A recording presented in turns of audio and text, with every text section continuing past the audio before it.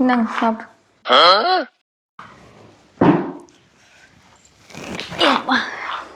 சரி, ஏன் சோஃபா மேலே உட்காராம கீழே உட்காந்துக்கிற? அதுவா, யூடியூப்ல ஒரு வீடியோ பார்த்தேங்க.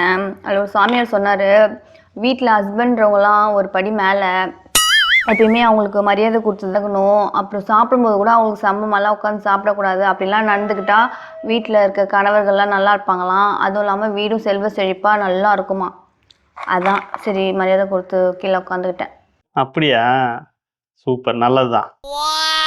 ஆனால் எனக்கு ஒரு டவுட்டு. இப்போ நான் சோஃபா மேலே உட்காடுறேன், நீ வந்து ஹைட்டு கம்மியாக குஷன் மேலே உட்காந்துக்கிற.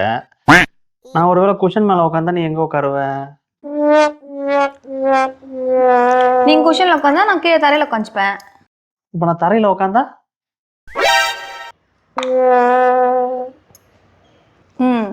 நீங்கள் தரையில் உட்காந்துச்சிங்கன்னா நான் ஒரு பள்ளம் நோண்டி அந்த பள்ளத்தில் உட்காந்துக்குவேன். ஓ, சரி சரி சரி. ஒருவேளை நான் பள்ளத்தில் உட்காந்தனா?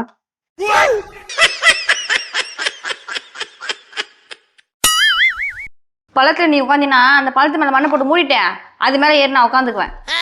ஒரு மரியாதைக்கு கீழே உட்காரான்னு பார்த்தா எங்கன்னா முடிதப்ப கையில